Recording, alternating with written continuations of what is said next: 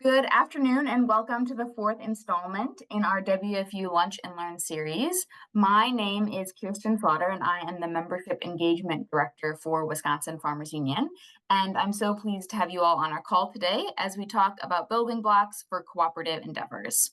Wisconsin Farmers Union is a membership-run organization whose members set the policy and educational initiatives that we then advocate for.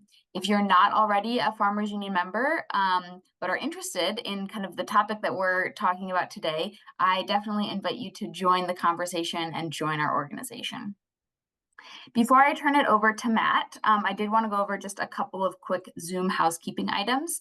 This meeting is being recorded, so that we'll ask everybody to stay muted during the presentation. But if you have questions, please put those in the chat and we'll pull those out. And then if we have additional time at the end, we'll gather some other questions at the end. I would also like to invite you to the rest of our Lunch and Learn series happening at noon on Wednesdays. We have two more in October covering parliamentary procedure and civility and civil discourse. And in November, we will be talking about ethanol. You can find our previous webinars on the WFU YouTube channel, and I will add all of those links to our chat. And now I'm pleased to turn it over to my colleague, Matt. Hi, everyone, and thank you for being here today. I'm Matthew Conti, a rural organizer on staff, and I'm excited to welcome everyone on behalf of Wisconsin Farmers Union. Today's Lunch and Learn is all about exploring the potential of cooperative endeavors, an area that has deep roots in our organization's history. For those of you who may be new to WFU, we've long championed cooperatives as a way to build more fair, sustainable, and resilient rural economies. From farm supply co-ops to credit unions, we've seen how cooperation allows communities to take charge of their future by pooling resources and working together. Today, we're lucky to have a fantastic lineup of speakers who will help us dive into the many ways of cooperative endeavors can transform our communities.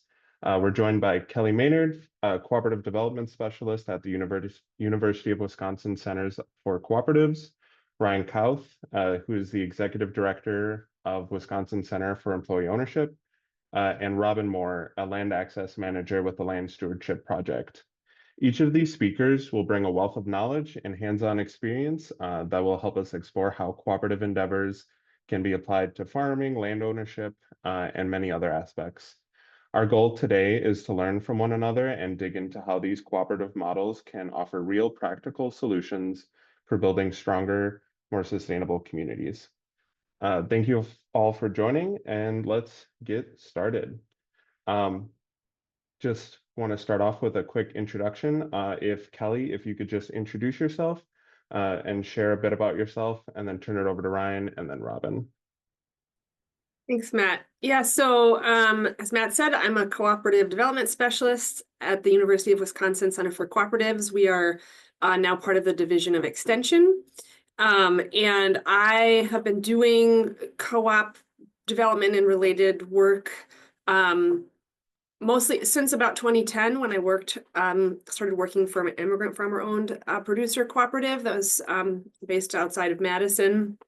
And I've been at the center for 8.5 years now doing this work. Our center, I'm part of a team of co-op development specialists at the center. I'm the one that tends to focus in the food and agriculture space, and I've been involved. I know Farmers Union. I've done some worked on some co-ops that have Farmers Union connections, and it is worth noting that the Wisconsin Farmers Union is a Wisconsin Chapter 185 cooperative. Your legally incorporated name is something long and weird that I can never remember, but it's but you are a co-op, so yeah. Hi, everyone. I'm Ryan Kauth. I'm the Executive Director of the Wisconsin Center for Employee Ownership. We're part of a national organization called the Employee Ownership Expansion Network that places a state center for employee ownership in each state, and we're about just over halfway there at this point. Our purpose is to work with business owners who need succession plans and exit strategies, exposing them to the three main types of employee ownership, and in addition, providing technical service to refer them to partners like the UW Center for Cooperatives, and others so that they can exit their businesses in a controlled and employee ownership way. Um, in addition to that, we do a lot of virtual and on the ground in the state, uh, just business succession, exit strategy type education.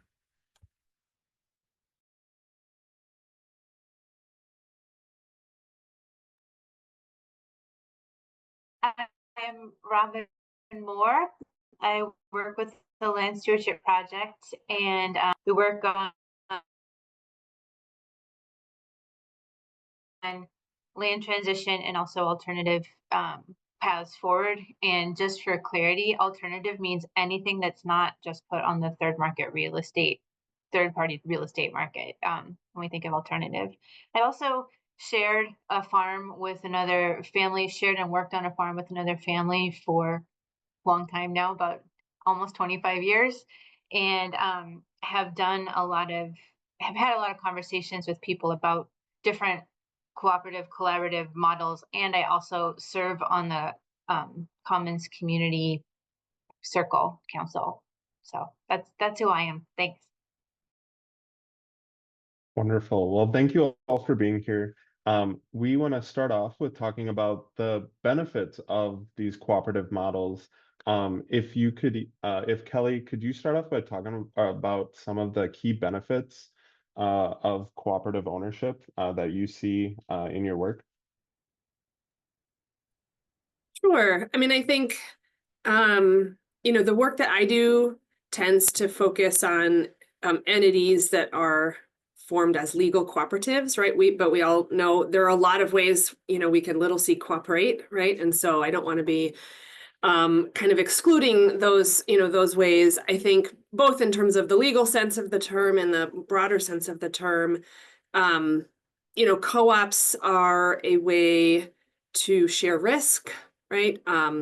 Share reward, pool resources. Those can be financial resources, knowledge, experience, expertise. When we think about the official definition of a co-op and the way legally they are structured in Wisconsin, cooperatives really are, they're democratically owned and run enterprises that center around people over profits. And because of the nature of how finances have to be managed and how they have to be governed, they keep wealth and power held more locally, right? As opposed to being kind of an extractive type of enterprise.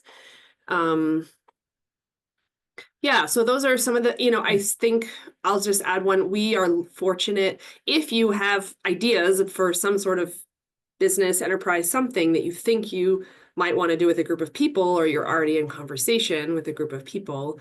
We are very fortunate to have very good statutes in the state for forming a cooperative model. Wisconsin and Minnesota have some of the best in the country, and we're places that have some of the most co-ops. So although in the big picture, it can feel like a lesser known business model, you're in a place where people are more likely to have heard about one or worked with one. Right. So it's not like you're speaking a foreign language. So Ryan, could you touch on a little bit some of the benefits of worker-owned cooperatives? And I believe I saw in the chat there was a question about employee-owned trusts, and I know you're really into those. Could you just talk about the benefits of those as well? Yeah, I mean, for the worker-owned cooperatives, I typically am talking to the business owners, but just kind of going off of what Kelly said, when I'm working with other state directors in other states, they really, they identify Wisconsin with that work with that cooperative. So I certainly like hearing that from other places in the country. As Kelly said, the democratically owned and operated entity is really, I think, one of the bigger benefits of the worker-owned cooperative. But one from a business owner standpoint who is doing that conversion is it's really a good way to, and I say this in quotes, control your exit. Most business owners built a business and they want to retain it in that community. And there's no better way to do that than to convert that to a worker cooperative or an other employee owned model. In talking about kind of the differences between the worker owned cooperative and the employee ownership trust, um, the employee ownership trust, just like its name says, is actually a trust. And what typically happens is that business owner will form a trust. In the trust, the employees are the beneficiaries of that trust. And kind of like a worker-owned cooperative's bylaws, the trust documents really govern how involved the employees are in not only the day-to-day operations, but also the governance of that particular trust. There's a lot of kind of minute details about how the financing works, between financiers and the business owner and the trust in itself, which I'm not going to bore you with. Um, but generally speaking, if there's a situation where a worker-owned cooperative will not work, and there aren't many, because it is kind of personally my preferred way of ownership. Employee ownership is an employee ownership trust will typically work in those situations. Thank you. And then Robin, could you just share a little bit about your experience with like cooperative land ownership and kind of how that helps access with farmland?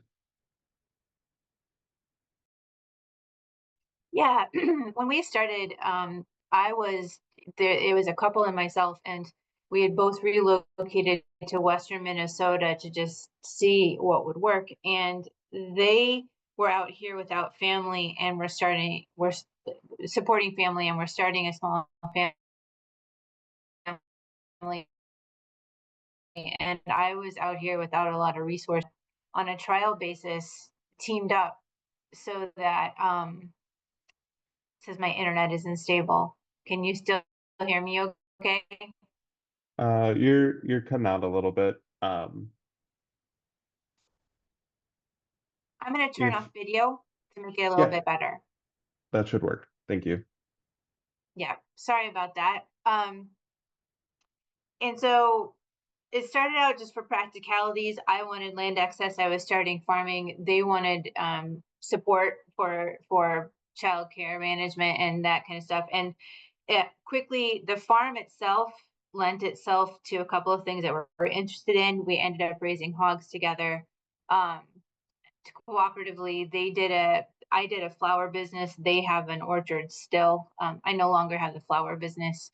And we addressed each need as it came up, either financially or legally. And I think we were really lucky in that we were all really we were committers, and we were all good communicators, and we all were good at being transparent about our resources. And so they needed the social resources, I needed the financial resources. We got along and worked well together. Wonderful. Kind of diving into this, we talked a little bit about the democratic nature of these cooperatives, and I wanted to talk a little bit about, you know, how these models, bring everybody together and everybody has a stake in the business moving forward, and this can kind of create a really interesting environment. Um, Ryan, could you talk a little bit about like how a worker-owned cooperative like actually make decisions? Yeah, I mean, typically, sometimes the worker-owned cooperative from the outside doesn't look all that different than any other business. But because each of the employees who are members of that cooperative, they are rewarded based on their labor. So um, their share of the profits is actually based on the number of hours that they work in that company, and that's something that typically is not done in a typical profit sharing model. It's something like 10% of your salary or something like that. That's not how worker-owned cooperatives reward their employees. In addition, everyone gets a vote. It's very democratic. You vote for the board of directors, and very typically I see the majority of those boards of directors being what I would call inside board members, meaning they're the employees of the worker cooperative, as opposed to, say, some outside board members. Um, and in addition, they're also part of the management. So the management that makes policies and hires and supervises employees, they are also employee owners of that cooperative. And Kelly, could you just touch on, I know there's several other different types of cooperatives. Could you touch on like some of those other models and how they make decisions within the cooperative? Sure. I mean, I think what it boils down to is that they all make decisions in the same way in some ways, right? But we talk about, so you have the worker-owned model where the employees are owners, the producer-owned model, right, which is what we see predominantly in agriculture, where producers of goods are the owners of the business. We've got consumer co-ops. So these, your credit unions, rural electrics, grocery co-ops, housing is, sort of the people who buy the things from the co-op are the owners. You've got shared services co-ops, so that'd be your Ace Hardwares, independent pharmacy co-op, your membership associations like Farmers Union, and then in Wisconsin, our statutes allow for what we call multi-stakeholder or hybrid, where you can have multiple types of membership in a co-op. So I've worked recently on some co-ops that have both producer and worker membership. And I think some co-ops, you most see this with worker co-ops, are really small. And so in terms of their membership, and so everyone's on the board. But most co-ops are bigger than that. And so it's a representative democracy with that elected board, like Ryan mentioned.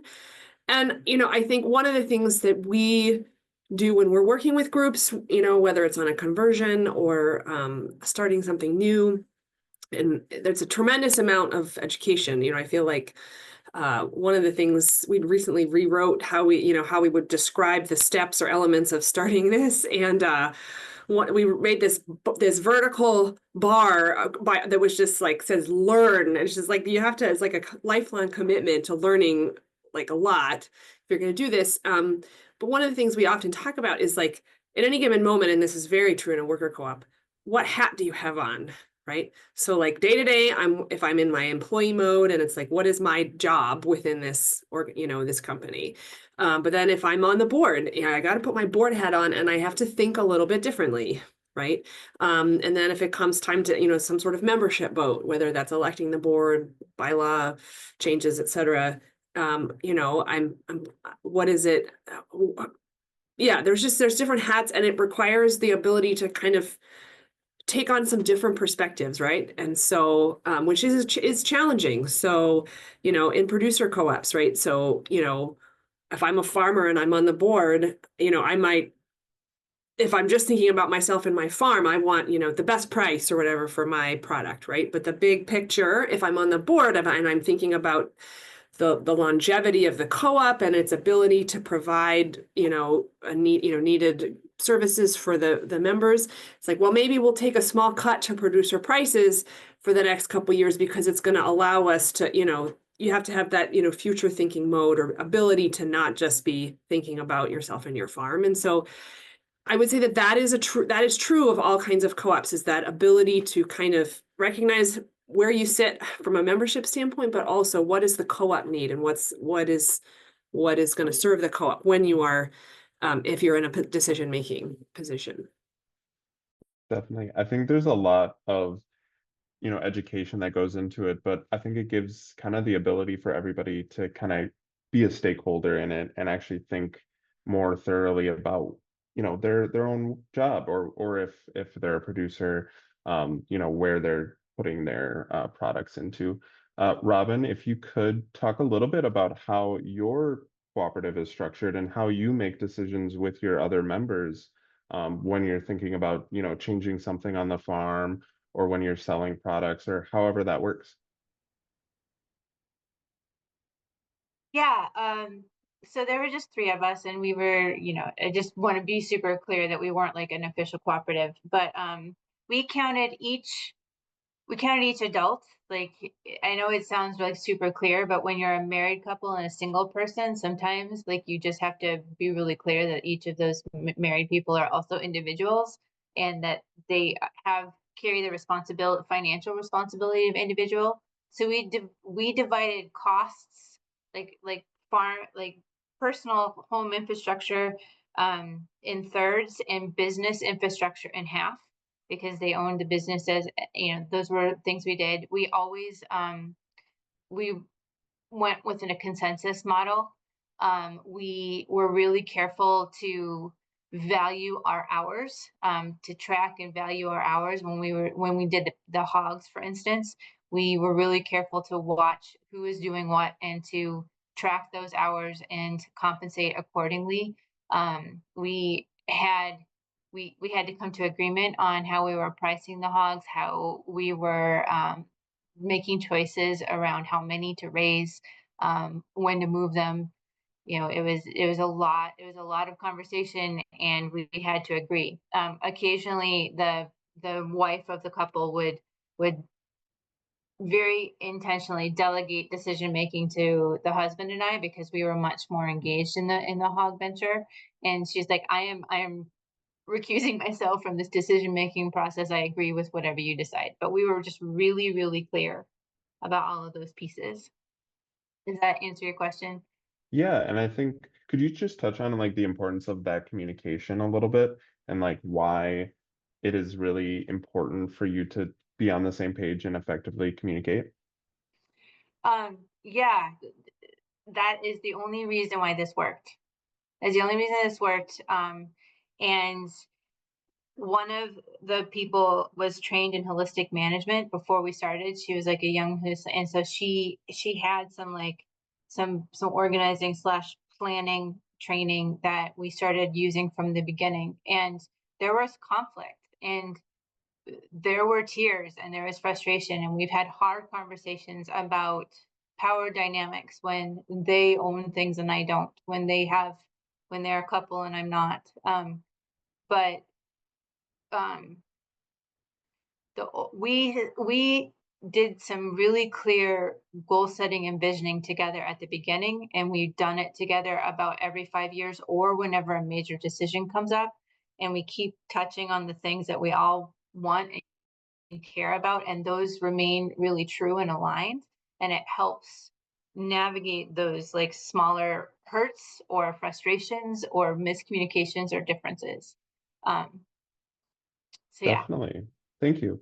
Kind of shifting to our Can I second add one topic here. thing Oh, to go that, ahead. Matt? I just want Yeah. to, I mean, I'm definitely would love to like learn more from Robin about the specifics of what you've done. And I feel like, one of the things that I, tell people is that no matter, you cannot make assumptions, right, about how a group is going to function.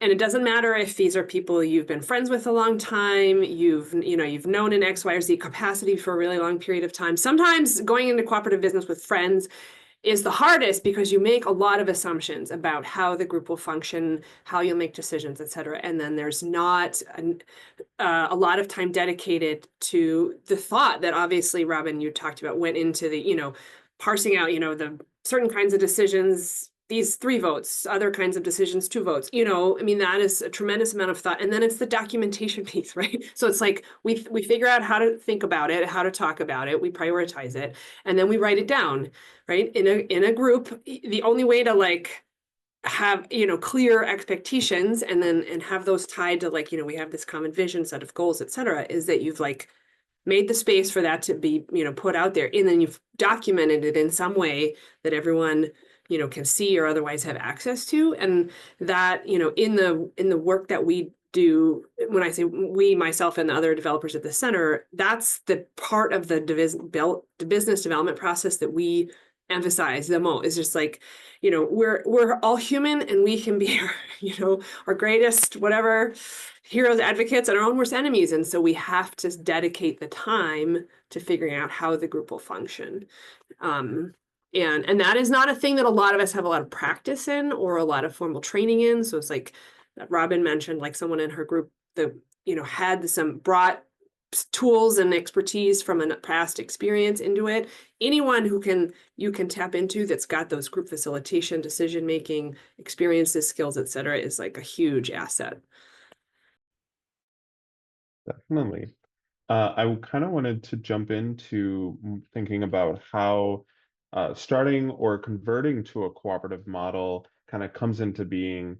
And Ryan, could you talk a little bit about like specifically business owners who are thinking about succession planning? Like they're a traditional business owner, they own a business, but maybe they want to sell it to their workers. Kind of what are some of the steps that you in your work do to kind of lead them down that road?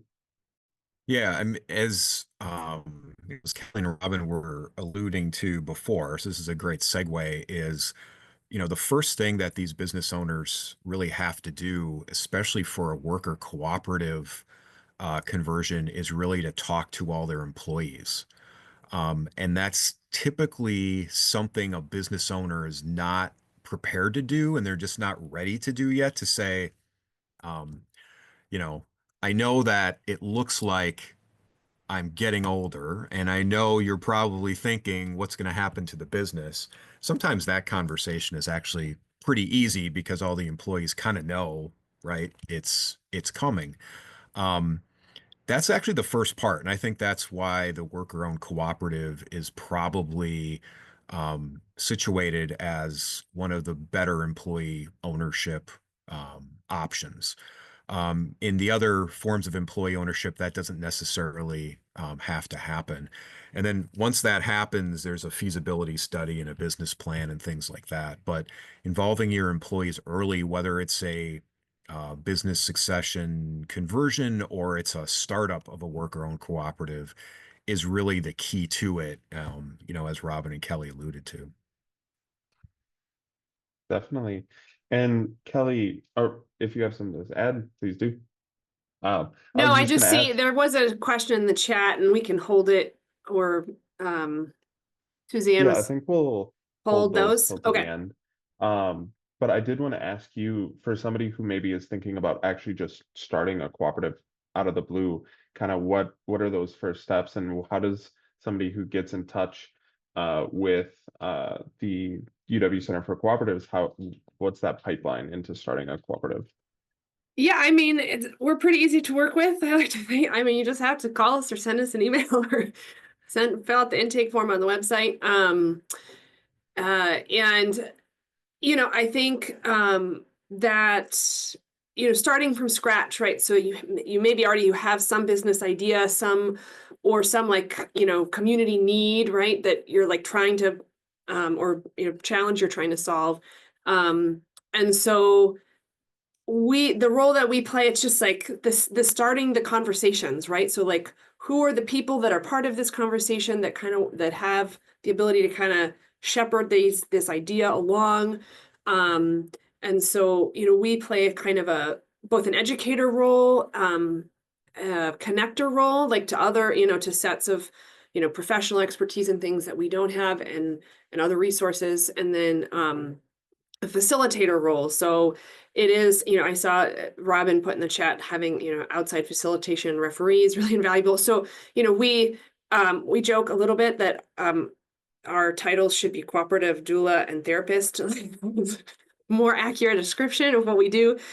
Because co-ops are really hard things to birth. And so hence the doula, and then it is just like people working with people. And so, everybody needs a good therapist. Anyways, so yeah, I think but it is like figuring out like more or less, and the team, who that group will look like, will ebb and flow some. That's pretty natural at the start, but like a core group that's committed to like trying to move the idea forward, that's committed to participating in the group process, not wanting to, have, I often see groups where it's just like there's like a person who has an idea and then they kind of rope other people in, and there's a little less willingness to like share the space, the floor, the decision making, the power. And those, it's not like you can't navigate through those can be more challenging. So, but the commitment to the due diligence, the commitment to like the group learning, and then there are, like Ryan said, I mean, we're lucky in our state. We've got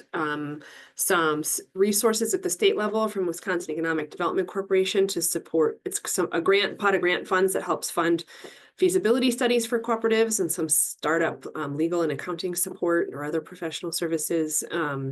That some form of due diligence to start, like, is this business idea, does it have merit? Is it, is there a chance, some configuration of it financially that looks like it will work? Yeah, and then, and everyone does things in slightly different orders, but then all the way to, you start thinking about formalizing, articles of incorporation, bylaws, et cetera. And then, depending on what you're proposing, like what kind of financial needs do you have to get this off the ground, right? And then we guide people, thinking through that. You can call it a capital stack or what, like the mix of financial resources that go into like getting it off the ground. So yeah, we're kind of the guides. I don't know. We're not like, we don't have like expertise per se in any particular like sector of the economy, or, I don't, but, and so we definitely try to identify those for people. But also, just on the group process piece. Yeah, and Robin, really, you touched on the importance of having somebody come in and help facilitate some of these discussions. Could you kind of talk about the beginning of that and like how people have come in to either do education or helped with that process in your experience? So we haven't really framed it as like education, but we went Right. to several Marvel Seed conferences together, and looked at different things there.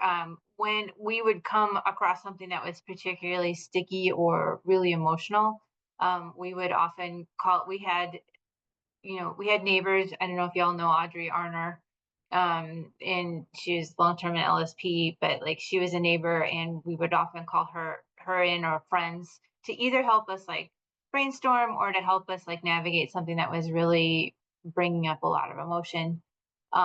Because our community also was really invested in us staying and being able to be here and be together. So, yeah.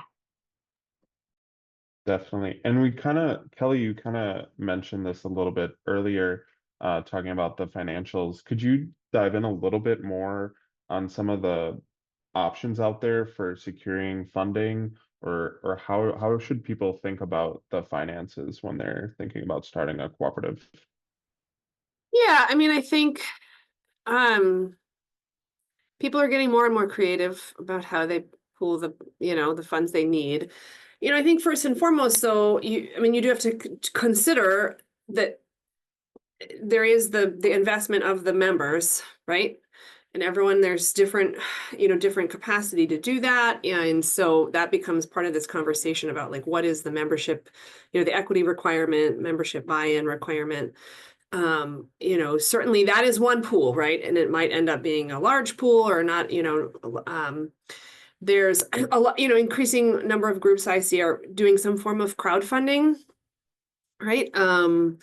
There are a number of groups. There's a mechanism available to co-ops. It's called preferred stock, which is like people, if they are supportive of your business idea, they, you offer them.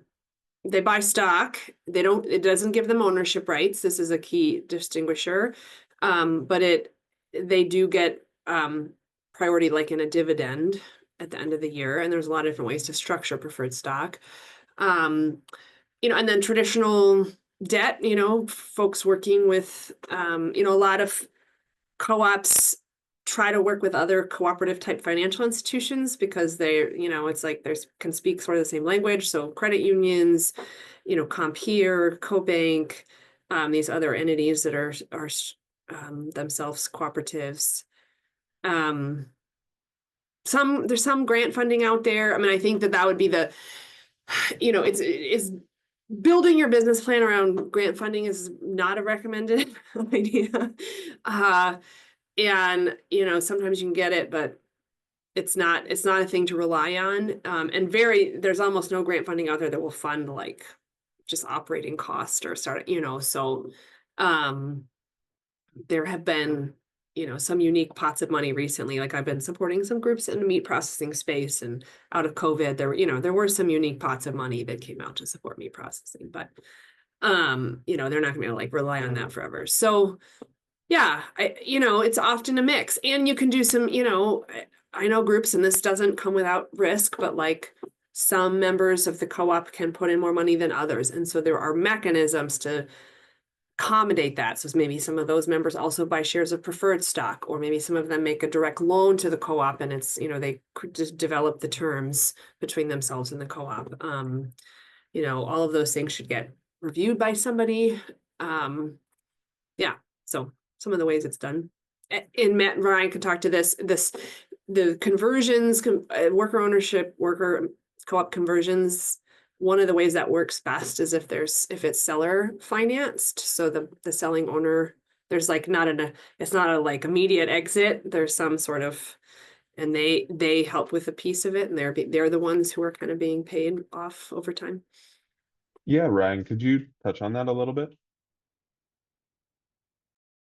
Yeah, in most employee ownership models, there's probably going to be some seller financing involved. And in fact, in the employee ownership trusts, most of those are a majority of seller financing.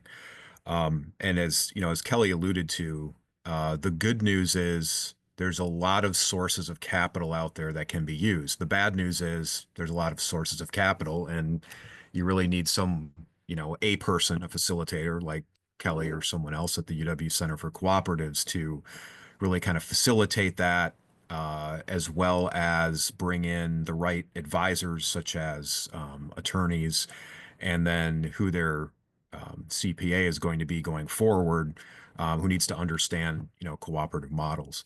So in the beginning, when you're looking at the financing sources, that's a little bit down the road after you're talking to employees, educating them, doing a feasibility study, and things like that. But know that there are a lot of specialists out there that can help you. And in the last 20 years, there have been more options out there, like crowdfunding and using preferred stock. Definitely.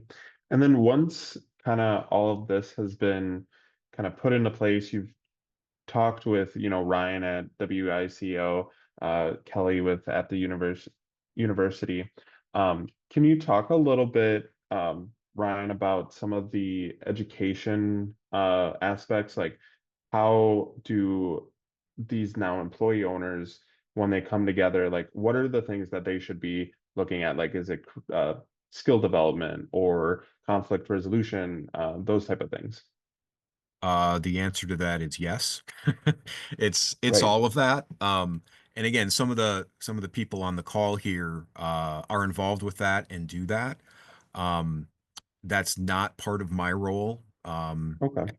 at the Wisconsin Center for Employee Ownership. However, because we bring in partners like the UW Center for Cooperatives, and in a ESOP situation, those advisors, um, I help on kind of that front end about what these structures and ownership situations look like.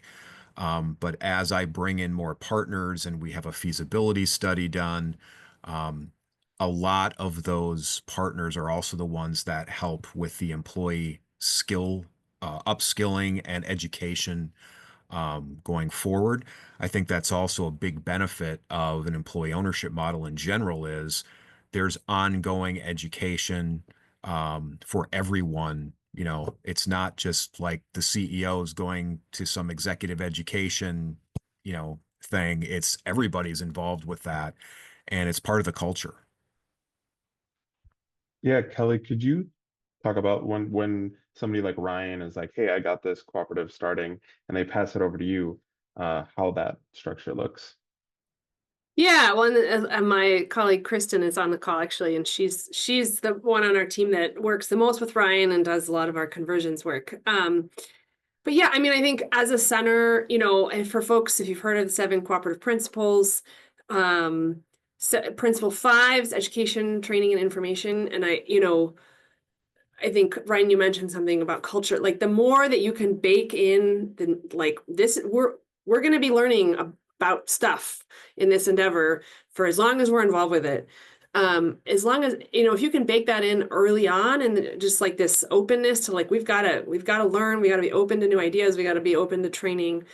That's really critical. We as a center offer cooperative director training, a series that's targeted at newer co-op directors, but we don't turn anyone away. And and it is, I mean, for a lot of folks, they've never been on a board, right? They've never been on, and that is a unique position, and it comes with a pretty specific set of responsibilities that have like actual kind of legal weight behind them. And so, kind of needing to understand that, and then ongoing educate, once you're no longer a new director or a new member, we're also in the process of just going to roll out this winter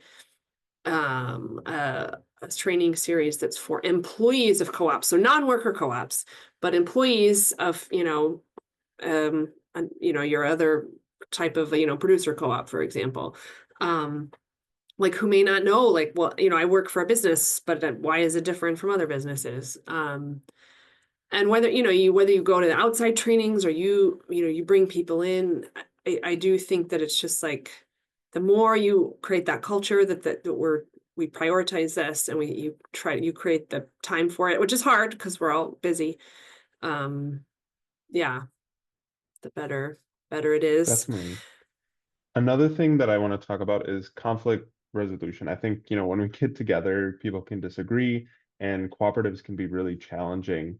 Robin, could you just talk a little bit about how your experience, like how you guys deal a bit more in depth with challenges, like if you're disagreeing, or have you done any trainings or go to like have people come in and like help with disputes or anything like that? Yeah, we developed a policy early on that if there is in any kind of elevated conflict where somebody's getting really upset, we stop and we come back the next day to let people process and emotionally process. I did do nonviolent communication training and brought some of those tools back. That wasn't until about probably 10 years into the process. And like I said, we use neighbors and friends for when things feel elevated or just really high stakes. We have also, I'll just say again, having those goals and values, that is another tool in that if something is feeling elevated or really high conflict, we would always start with saying let's look at our at these values and goals, and are these things still true? And that would help kind of orient us. It wasn't necessarily related directly to the context, but it would remind us why we were doing this and why it was worth coming back to and figuring out. And Kelly, are there any resources that the UW Center gives to folks who are in this education process for conflict resolution? One of our whole trainings is kind of around that, is around, I mean, it's like it includes that we call it like the tools for co-op directors, but it goes through everything from like how to run a good meeting, right? Because we don't, there are good ways and not good ways to like run an effective meeting, and what the agenda setting looks like, how you facilitate people providing input on issues, and then different ways to approach what your decision making process, and what we would call, I mean, a number of us have gone through a training through originally for a long time was offered through UW Continuing Studies called Facilitating by Heart, and chunks of that training we essentially give to cooperative board members, and to not take your decision-making rule for advantage, or for granted, sorry, that I think Robin mentioned you all use consensus. So it's like, are we gonna discuss this and then vote? Are we gonna discuss this and try to reach unanimity? It's just like we don't want to assume. So at the outset, it's just like, well, what's that gonna look like? And then what are the ways people are allowed to give input? So we do, that is a key thing that we bake into the training, because it is a lot of people have not had to make weighty decisions about finances that impact other people, for example, before they're on a co-op board. Definitely. And kind of continuing on this, I want to ask all of you, like, what are some of the biggest challenges for either for conversions with Ryan or just starting these cooperatives? What are some barriers that I think people might not think about when they're thinking about converting or starting a cooperative? Or in Robin's case, in their experience, like at on their farm, like what are some big challenges that really you didn't think about? And Ryan, I Power think you. dynamics. Mm, Power dynamics were like, and that it comes from like what Kelly says. So when you're starting something with friends, you don't think about a lot of those power dynamics, and we've really had to like uncover those as we go along. But if we had had some sort of like guidance or help to really think through those or lay them out, I think a lot of tears would have been avoided. But we got through all of it. But that's the thing that I think is really helpful to investigate early on. certainly. Ryan, I think you had some words to share. Yeah, again, my perspective is more kind of on the front end of things. And I think for me, most people have heard of employee ownership models. They might even be a member of a co-op, or, a parent worked at an ESOP, something like that. But the main barrier, I think, really is the educational component of this is actually for me. And it's actually an option for me, whether it's starting one or converting into an employee ownership model. So really, I think the real barrier, at least at this point, is just the awareness of it at all.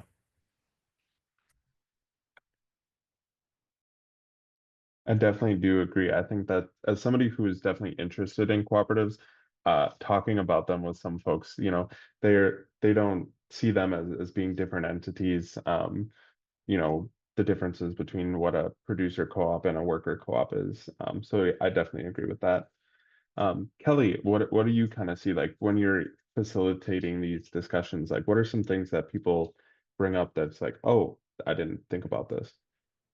Well, it's not so much. Yeah, I think time, right? Like a lot of these things take a lot of time, and it can Right. feel like time you don't have, time you want to spend, that some people literally, based on what, their life Hmm. situation, Right. it's like, it's hard. And these, so that commitment and the willingness to kind of be in it for the long haul is hard.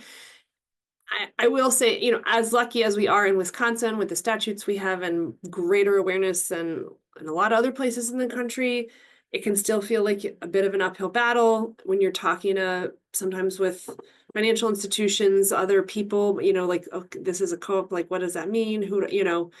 Um, so, that there's like some extra education you just have to commit to doing for other people too, to like be like, this is what it means that we're a co-op, that you might not have to explain if you were, an LLC or something else. Um, yeah, and that, especially in the kind of the co-ops that I have supported that are kind of in the food system, agriculture space, they are often trying to solve. They come together around a problem that is a really big problem that is like tied to like structurally like all the problems in our food system, right? And policy and like stuff that goes back, and so it's like they're like moving uphill from the get-go, right? Because they're like pushing against a whole bunch of societal policy and other structures that are hard. And so then doing it as sometimes it feels like, well, now I'm trying to solve this problem and I'm doing it with not alone, I'm doing it with a group. So that's great. But also that's where that like having done that due diligence, like, is this idea that is like going against the grain, does it have a decent chance of success? Is so important, because just because it's a co-op doesn't mean it will work. Like that's the And I think, the hard pill that I'll tell people out the start. So right. yeah, it's like, what is the problem that is realistic to address with this structure? And I think another thing over some of these conversations I've had with all of you is like, in all these cases, it's different for every group. Like there will be different things that come up that are different, based on like the makeup of the people, the type of business that they're doing, all these type of things. So like your own experiences with this will be different from everything. But to kind of, before we get into answering some questions for the audience, I just wanted each of you to talk about a success story, either that you've developed or experienced, and like how that has been really empowering or really fun to see succeed. Ryan, if you want to start. Yeah, I think I'm not going to pick just a particular one, but I do want to make sure that this is said, in this lunch and learn is, one of the most attractive parts of employee ownership conversion or transaction is the fact that that business owner who needs to exit can control a lot of that exit. And if you are any other situation, even having, the next generation, buy in to the company. I've seen many situations where a current generation of a family business decides to sell to their employees rather than sell to the next generation, because they want the company to stay in the community. They want to reward their employees, but they also want to control their exit, and really leave a legacy. And any of these employee ownership models will absolutely do that.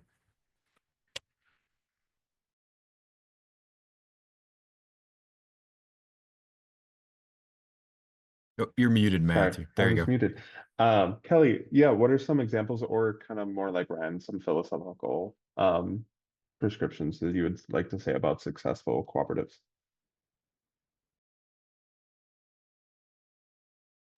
A group that, I mean, actually, they're not even operational yet. And I won't name them because they have a lot of farmers union connections, but they've been, I would say, a great example of a group that this is one of the models, the ones where it's producer and worker owned. And I mean, even before the co-op kind of got, they've been incorporated as a co-op since 2021, I think. And, they haven't hit any number of hurdles like finding a space to operationalize, but they have done a tremendous amount of due diligence in terms of like honing in on the structure of the business and the model that will both, give them the greatest chance of success. They meet regularly. They're committed to, a lot of them have done trainings, some of them are trainings, some other trainings. And they are, yeah, I mean, they aren't afraid to grapple with the really hard like they don't dance around the hard questions. And some of that is by virtue of having this kind of multi-stakeholder model, right? These groups are at the table and like forced to talk about some of this stuff. And so, I'm hoping they're really close to like doors open on what they're trying to do, but I I would say that like I think already in some ways I see it as a success because they've like figured, I mean, they, not like they've solved all the ways that they should work together as a group and the board will change over time, et cetera. But I do think that And these are folks, a lot of them are farmer, you know, they don't have a lot of spare time, and they've poured a lot into this. And I feel like done a lot of the work that is in, we've all highlighted today, like helps a group project succeed. Speaking And of, one other oh, thing that I'll add is that, I mean, because I have, when I think, we'll look at the list of like co-ops I've provided direct technical assistance to over the years in the food system, a lot of them for, you know, are not actually operational today, but some of them existed for quite a long time. And I would say, you know, if a business ultimately like dissolves or what, you know, people decide to approach something differently, like, does that mean it failed? You know, I mean, I think that there are a lot of these endeavors like do a tremendous amount of good for quite a while. And then they kind of have a life, it's, you know, something happens and they change or dissolve or whatever. But there are some phenomenal examples in the, especially in small producer owned co-op world, that I feel like I want to call successes, right? Because I feel like what they achieved in the time that they existed was huge. definitely. Well, thank you all for sharing. And speaking of limited time, I wanted to give some time for the audience to answer or ask some questions of our panelists. And I do see just one quick question here, and I believe this is for Ryan. Do workers in worker-owned cooperatives gain decision-making power from day one of their employment, or do they buy in any way? Yeah, in a worker-owned cooperative, for voting rights, you do have to buy in. There are co-ops that have employees who are not member owners per se. So in general, that's how it works. Wonderful. If anybody in the audience, if you want to raise your hand, I believe you can use that feature. Feel free to ask any questions that you might have, or put them in the chat as well.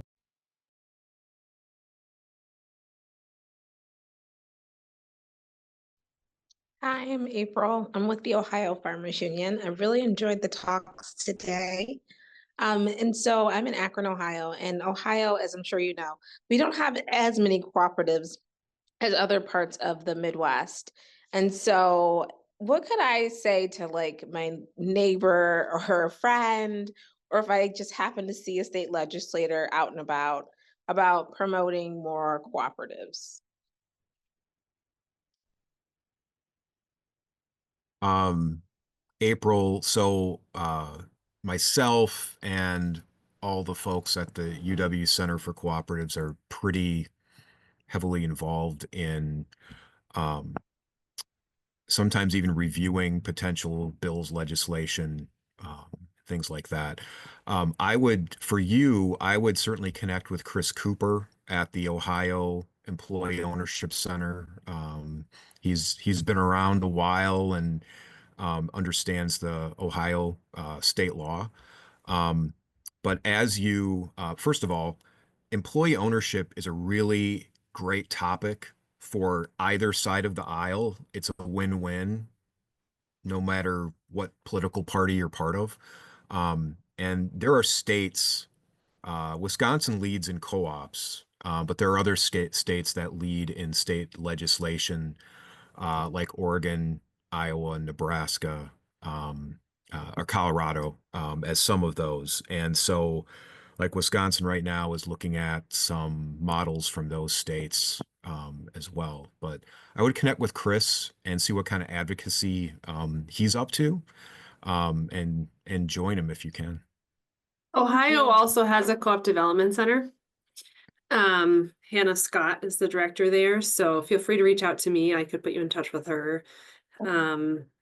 Yeah, and there is, you know, I guess to toot our horn a little. We did our center is one of the things being based at a university, we do some research, and we did some research a couple of years ago that was about kind of like the ecosystems. We looked at 5 different co-op ecosystems around the country, and like what are the factors of kind of things going on there that really like make them ripe for co-op development. And I could share if you connect. I think I put my email in the chat. If you want to email me, for sure, I could share some of the stuff that came out of that research with you too, to like what did we find in these places that seem to be like hotbeds of co-op activity. Yeah, that'd be amazing. Thanks for asking that question, by the way. That was really good. Any other questions? I know Robin had to leave. She had another commitment. But and I think Ryan has to go pretty soon here too. But if there's any other questions, feel free to put them in the chat and we can try and get them answered. Otherwise, if this little lunch and learn piqued your interest, we at Farmers Union have also conducted a couple of interviews with Ryan himself, another woman who owns a cooperatively owned farm, and then Kelly's colleague, Kristen Forty, talking a little bit about cooperative conversions and succession planning. So feel free to check those out on our YouTube channel. This webinar will also go out on our YouTube channel as well. So if you have any friends who maybe weren't able to make it, or feel free to share that out as well. So thank you everybody for coming, and I think this was a great conversation. Yeah, thanks, Matt and Farmers Union and everybody. Thank you all. Thanks. Everybody have a good day.